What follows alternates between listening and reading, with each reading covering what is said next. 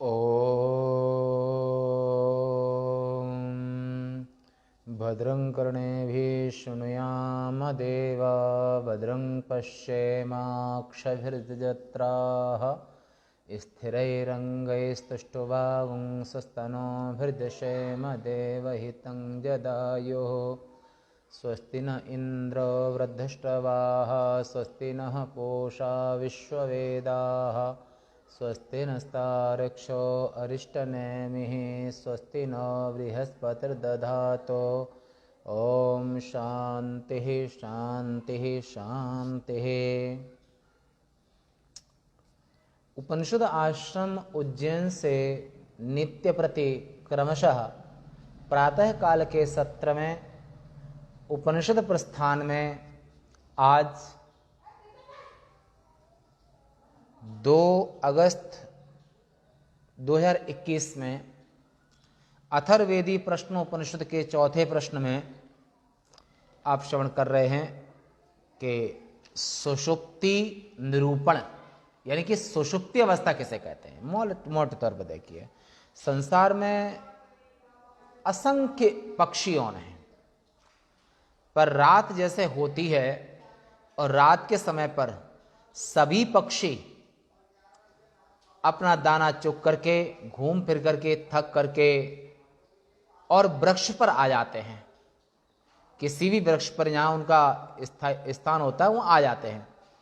इसी तरह से ये जीवात्मा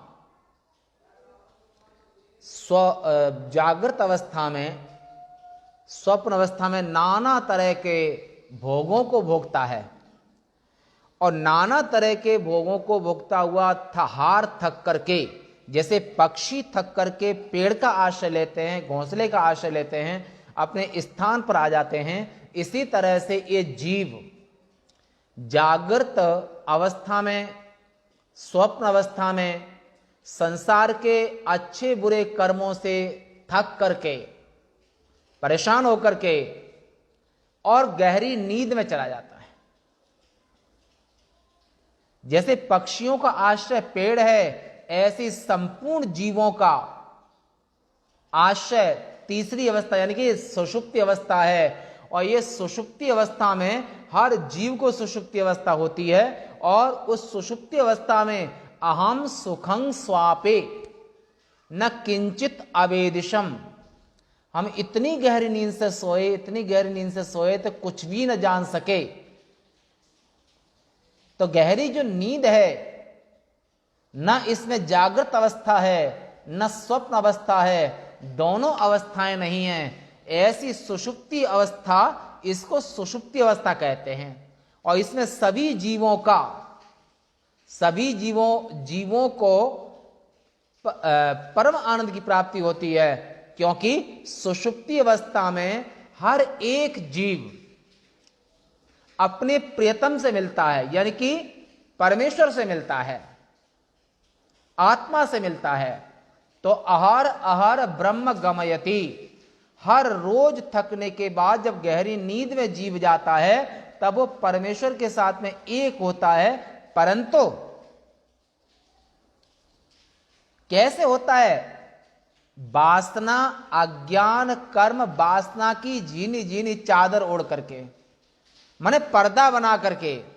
और जब परमेश्वर से आप पर्दा बना करके मिलोगे तो फिर आपको संसार में आना होगा और संसार आपको त्यागेगा न, संसार और माया के बस में रहना होगा। परमेश्वर से जीव का जितना पर्दा होता है उसको जन्म अवश्य लेना पड़ता है, संसार में अवश्य आना होता है।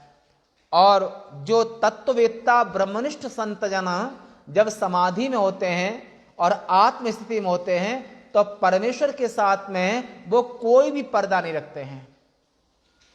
और इस लीला को आप श्रीमद् भागवत महापुराण के 10वें स्कंद के पूर्वार्ध में चीरहरण लीला, जगन्यंता ईश्वर जो 16 कल अवतार पुरुष लीला पुरुषोत्तम श्री कृष्ण, ये पूर्ण ब्रह्म है। और ये जो गोपियां हैं इनका नाम है नित्य सिद्ध परिकर। पंचदशी, षोडशी, महाषोडशी और इन मंत्रों की हजारों वर्ष जो तपस्या, विभिन्न हजारों जन्मों में जो हजारों वर्ष तप किया है, उस तप के प्रभाव में उन्होंने मांगा था कि भगवान कृष्ण के साथ में हमारा अनन्य प्रेम हो, ईश्वर के साथ में अनन्य प्रेम हो। तो ये परमेश्वर और जीव के बीच में जो पर्दा है, उस पर्दे को लेकर के जब जीव गहरी नींद में जाता है तो पुनः वो जगता है, और जो अज्ञान को त्याग करके, पर्दे को त्याग करके, और जब मैं था तब हरि नहीं, जब हरि है मैं नाई, प्रेम गली अति सांकरी, जा में दुइन समाए। चित्रकूट में जनक जी महाराज न्याय करने वाले हैं। मर्यादा पुरुषोत्तम श्री राम, मर्यादा सत्य की सीमा है, पराकाष्ठा है, और नित्य सिद्ध परिकर उनके भरत जी। विश्व भरण पोषण कर जोई, भरत नाम ताकर असोई। ऐसे भरत जी वो प्रेम की पराकाष्ठा हैं। यद्यपि भरत सीम ममता की, तदपि राम सीम समता की। मर्यादा पुरुषोत्तम श्री राम समता, त्याग और सत्य की पराकाष्ठा हैं, और भरत जी प्रेम की पराकाष्ठा हैं। कौन सा पलड़ा भारी होगा? वशिष्ठ महाराज भी चुप हो गए। इसका निर्णय, न्याय कौन करेगा? रहे कहावत परम विरागी। जो विदेह राज हैं, जो राजा होते हुए भी आत्मस्वरूप रहे, जो ब्रह्म भाव में स्थित हैं, तो महाराज जनक इसका निर्णय करेंगे कि भरत की बात राम को मानना चाहिए, राम की भरत को मानना चाहिए। तो प्रेम करने की भी एक सीमा है, प्रेम करने में मर्यादा है, प्रेम की भी एक पराकाष्ठा है। तो रामायण महाकाव्य में एक प्रेम का परिसीमन किया।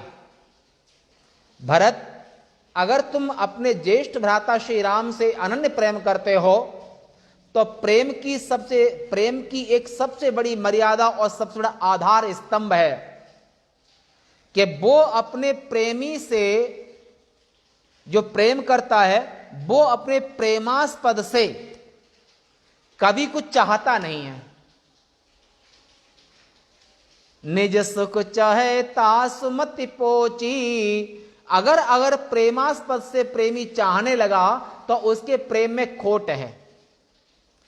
प्रेम में ये शाश्वत, ये सतयुग का प्रेम, ये वेद का प्रेम, ये शास्त्र की प्रेम की परिभाषा कर रहे हैं, आधुनिक प्रेम की नहीं। अगर आधुनिक प्रेम ऐसा किया तो लोग सीधे निकल जाएंगे। तो ये शाश्वत सनातन प्रेम की पराकाष्ठा है, उसकी बात शास्त्र में कही जा रही है, वेदों में, कि इसलिए भरत, अगर तुम श्री राम से प्रेम करते हो तो प्रेम का अर्थ होता है बिन मोल बिक जाना। फिर जिससे तुमने प्रेम किया है वो जो कहे वो करो।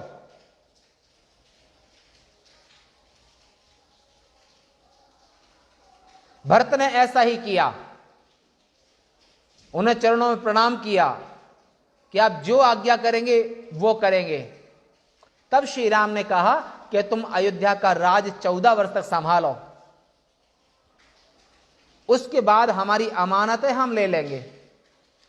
उनने ऐसा ही किया, आज्ञा पालन, पादुका ले ली। वायदा की अगर एक दिन भी लेट हुए तो आप अपने भरत को जीवित नहीं पाएंगे। पर प्रेम में तो सहना होता है, वियोग होता है, तड़फन होती है, प्रतीक्षा होती है। जैसे भरत जी नित्य सिद्ध परिकर हैं, और ऐसे ही गोपांगनाएं ये नित्य सिद्ध परिकर हैं जगन्नियंता ईश्वर की। तो वे, और ईश्वर और जीव के बीच में एक भी कोई पर्दा रहा तो वहां पर शाश्वत प्रेम नहीं होगा। पराकाष्ठा का प्रेम नहीं होगा। प्रेम में तो बिन मोल बिक जाना। तो ऐसे ही जो परमेश जो संत जन हैं, ये ब्रह्म सच्चिदानंद से प्रेम करते हैं तो अपना अहमता ममता नाम घर द्वार परिवार और कहां तक हैं, जननी जनक बंधु सुतदारा तनु धनु भवन सुहृद परिवारा सबकी ममता ताग बटोरी मम पद मन ही बांधि बर डोरी समदर्शी इच्छा कछु नाहि हर्ष शोक नहीं भय मन माहि ते सज्जन मम उर्वस कैसे लोभी हृदय बसई धन जैसे। जैसे लोभी के हृदय में धन बसता है, ऐसे ही जगन्यंता ईश्वर के साथ जो प्रेम करता है और ऐसे प्रेमी भक्त उसके दिल में हमेशा निवास करते हैं। जैसे ये पक्षी शाम होते अपने पेड़ पर आ जाते हैं, ऐसे ही ये जीव जागृत स्वप्न के भोगों को और सुख दुख का अनुभव करते करते गहरी नींद रूपी पेड़ पर ये जीव रूपी पक्षी शयन करता है। इसे सुषुप्ति अवस्था कहते हैं। वर्तमान के प्रेम में एक पिछले पेपर में आया, एक वो थे लड़का लड़की में प्रेम हो गया, तो जो प्रेम का झांसा दे करके, प्रेम में गुमराह करके, प्रेम में बेवकूफ बना करके उसने अपनी प्रेमिका लड़की को 3 जगह बेचा। 2-3 वर्ष हो गए, पेपर में आया था, पेपर 21 में। एक कलयुगी प्रेम है। तो कलयुग में बीजनाश किसी का नहीं होता है, पर कलयुग में लोगों की मानसिकता भावना कलयुग के हिसाब से है। धोखा ही धोखा, छल कपट दंभ व्यापी रहो ब्रह्मांड में, माया कटक प्रचंड सेनापति कामादि भट दंभ कपट पाखंड। प्रेम को केवल भगवान पहचान सकते हैं, जीव के वश में नहीं है वो किसी के दिल को पहचान सके। 20 वर्ष 25 वर्ष शादी हो गए लोगों की, दंपति की, पति भी कहता है कि काश तुमने पहचाना होता, पत्नी भी कहती कि तुमने कभी पहचाना होता। पूरी जिंदगी गृहस्थ आश्रम में एक ही छत के नीचे एक साथ सोते और इसके बावजूद भी बुढ़ापे में भी यही उनकी शिकायत रहती है कि तुमने हमको पहचाना ही नहीं, तुमने पहचाना ही नहीं। एक कलयुग का प्रेम है, कलयुग का व्यवहार है, एक प्राकृत व्यवहार है। पर जगन्यंता ईश्वर जो है वे कर्तुम अकर्तुम अन्यथा कर्तुम सब में समर्थ हैं, और किसी जीव के सच्चे प्रेम को या कच्चे प्रेम को परमेश्वर बहुत अच्छे से पहचानते हैं। और प्रेम केवल परमात्मा से ही करना चाहिए, और जीव में सोच समझ के करना चाहिए, नहीं तो धोखा हो सकता है। यथा सौम्य बयांसी वासो वृक्षं संप्रतिष्ठन्ते एवं हवै तत्सर्वं परे आत्मनि संप्रतिष्ठते। ऐसा ये जीव परमात्मा में ही गहरी नींद में परमात्मा के साथ में रोज का रोज परमात्मा के साथ अभिन्न होता है, और गहरी नींद में मन भी सो जाए, बुद्धि भी सो जाए, इंद्रियां सो जाए, शरीर सो जाए, परंतु प्राणो जागृते, ये सब प्राण के साथ में एक हो जाते हैं। और प्राण परमेश्वर का साकार विग्रह है, माने प्राणो ब्रह्म इत्युपासित, सामित की छांदो श्रुति उसमें आया है कि प्राण परमेश्वर का साक्षात स्वरूप है। ऐसे सभी इंद्रिय समुदाय प्राण में एक होकर के और प्राण चलता रहता है, और ये जो है मन बुद्धि आदि का माया की माने काम और संकल्प वासना की झीनी झीनी चादर ओढ़ करके हर रोज पर गहरी नींद में परमेश्वर से एक होता है और फिर वापस आता है। अगला मंत्र किंग तत्सर्वम, यानी कि वह सब क्या है वो बताते आगे। पृथ्वी च पृथ्वी मात्रा च अपश्च आपो मात्रा च तेजश्च तेजो मात्रा च वायुश्च वायु मात्रा च आकाशश्च आकाश मात्रा च चक्षुश्च द्रष्टव्यं च श्रोत्रं च श्रोतव्यं च घ्राणं च घ्रातव्यं च रसश्च रसयितव्यं च त्वक्च स्पर्शयितव्यं च वाक्च वक्तव्यं च हस्तौ च आदातव्यं च उपस्थश्च आनंदयितव्यं च पायुश्च विसर्जयितव्यं च पादौ च गंतव्यं च मनश्च मंतव्यं च बुद्धिश्च बोद्धव्यं च अहंकारश्च अहंकर्तव्यं च चित्तं च चेतयितव्यं च तेजश्च विद्योतयितव्यं च प्राणश्च विधारयितव्यं च। अर्थ इसका, पृथ्वी और पृथ्वी मात्रा, पृथ्वी की माने तन्मात्रा, तन्मात्रा का अर्थ होता है उसका सूक्ष्म रूप। आकाश, वायु, तेज, जल, पृथ्वी, इनकी 5 तन्मात्रा हैं, पांचों की। तो आकाश की तन्मात्रा शब्द, वायु की स्पर्श, तेज की रूप, जल की रस और पृथ्वी की गंध तन्मात्रा। तो शब्द, स्पर्श, रूप, रस, गंध, ये पांचों भूतों की 5 तन्मात्राएं हैं। और जब स्थूल भूत नहीं होते हैं तो सूक्ष्म तन्मात्रा रूप में महाप्रलय में भी ये 5 भूत रहते हैं। किस रूप में? तन्मात्रा रूप में। आप रहते हैं किस रूप में? रहते हैं वासना रूप में, अंतःकरण में तुम्हारे कर्म भी रहते हैं, पुण्य पाप रहते हैं। और जीवात्मा भी महाप्रलय के बाद भी रहता है। ये प्रसंग आप आगे सुनेंगे। तो पृथ्वी तन्मात्रा, जल रस तन्मात्रा, तेज रूप तन्मात्रा तेज की, वायु की स्पर्श तन्मात्रा, आकाश की शब्द तन्मात्रा, नेत्र का विषय देखना रूप को, श्रोत्र का सुनना शब्द को, घ्राण का सूंघना गंध को, रस का जबान से रस लेना षड्रस, कटु अम्ल लवण कषाय तिक्त भेदात, ये जो है। तो ऐसे यहां पर त्वचा, तो यहां पर जो गंध तन्मात्रा यानी नाक की, और रसना की माने जीवा की रस तन्मात्रा, त्वचा की स्पर्श, त्वचा का काम स्पर्श पदार्थ, हाथ और ग्रहण करने योग्य, हाथों से आप आदान प्रदान करते हैं हाथ, और उपस्थ माने गुहि इंद्रिय माने जननेन्द्रिय, जिससे आप संतान पैदा करते हैं। तो उपस्थ माने आनंदितव्यम, और पायु माने गुदा, जिससे मल त्यागते हैं विसर्जनीय, पैरों से आप चलते हैं, मन से मनन करने योग्य, बुद्धि से बौद्धव्य, अहंकार से अहंकार का विषय, चित्त और चेतनीय, तेज और प्रकाश पदार्थ तथा प्राण और धारण करने योग्य वस्तु, ये सब के सब आत्मा में लीन होते हैं। कब? गहरी नींद में और महाप्रलय में। हर जीव के हर रोज ये सब के सब आत्मा में लीन होते हैं गहरी नींद में, और महाप्रलय में ब्रह्मा के साथ लय होते हैं। भाष्य देख लेते हैं।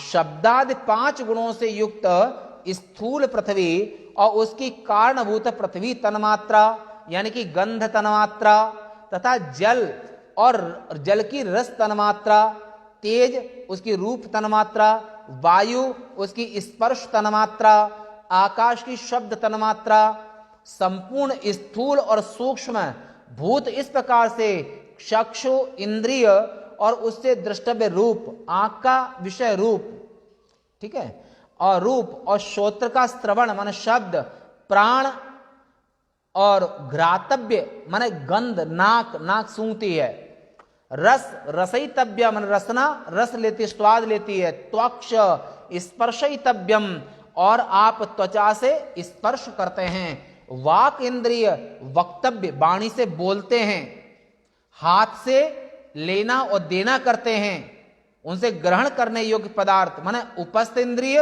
माने आनंदितव्यम, यानी कि जिसको सेक्स कहते हैं, जिसको स्त्री पुरुष का मिलन कहते हैं, जिसको गर्भाधान संस्कार कहते हैं। तो ऐसे वो आनंदितव्यम, पायु माने विसर्जनीय, मल माने गुदा, पाद गंतव्य, पैरों से चलते हैं। इस प्रकार वर्णन की हुई ज्ञानेंद्रियां 5, कर्मेंद्रियां 5, 5 ज्ञानेंद्रियां, 5 कर्मेंद्रियां, पूर्वोक्त मन और उसका मंतव्य विषय, मन संकल्प विकल्प करना, मंतव्य विषय, अहंकर्तव्य, मैं, सबके अहंकार होता है, अरे मैं ऐसा, अरे तुमने ऐसा कह कैसे दिया, तुमको देख लेंगे, तुमको ये कर लेंगे, वो कर लेंगे। ये सब अज्ञान विमोहिता, अज्ञान से व्यामोहित होकर के जीव नाना तरह के अहंकार पालता है।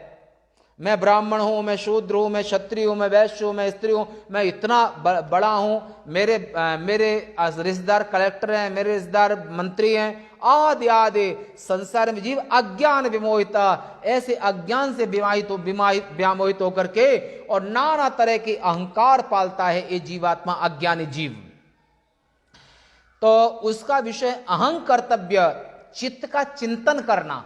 लगातार कोई चिंतन चल रहा है, ब्रह्म चिंतन हो, संसार का चिंतन हो, स्त्री का चिंतन हो, पुरुष का चिंतन हो, और गाय का, बैल का, भैंस का, खाने पीने का, जो भी आपके चित्त में आ रहा है, तो लगातार जिसकी चित्त वृत्ति चल रही है उसे चिंतन कहते हैं। चेतयितव्य विषय, तेज यानी कि त्वगेंद्रिय, भिन्न प्रकाश विशिष्ट तथा त्वचा विद्योतभ्य, उसे प्रकाशित होने वाला विषय चर्म।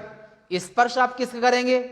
व्यक्ति, वस्तु, क्रिया का स्पर्श कर नहीं सकते हो, तो या तो अपन हाथ से अगर किसी छुओगे तो किसी व्यक्ति का स्पर्श करोगे, आलिंगन आदिक, या किसी वस्तु का स्पर्श करोगे, तो त्वचा इंद्रिय जो होती है वो स्पर्श करती है। और प्राण जिसे सूत्रात्मक कहते हैं, जो सभी इंद्रिय मन बुद्धि के ऊपर भी जो काम करता है, ये सभी की आत्मा होकर रहता है, वो प्राण। और उससे धारण किए जाने योग्य अर्थात ग्रथित होने योग्य यह सब सुषुप्ति के समय आत्मा में जाकर के और स्थित हो जाता है, क्योंकि पर आत्मा के लिए संगत हुआ नाम रूपात्मक संपूर्ण कार्य और करण, कार्य करण, करण माने इंद्रियां, करण जात इतना ही है। इस संपूर्ण सुषुप्ति अवस्था में ये सब का सब जागृत अवस्था में ये सब काम करते हैं, और गहरी नींद में ये सब काम करना बंद कर देते हैं। आज यहीं तक शेष वार्ता कल। ओम शंकरम शंकराचार्यम केशवम बादरायणम सूत्रभाष्य कृतौ वंदे भगवन्तौ पुनः पुनः। ईश्वरो गुरुरात्मेति मूर्तिभेद विभागिने व्योमवद्व्याप्तदेहाय दक्षिणामूर्तये नमः।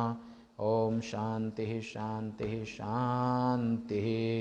श्री शंकराचार्य भगवान की, श्री उपनिषद पुरुष भगवान की, श्री महाकाल महाराज की जय।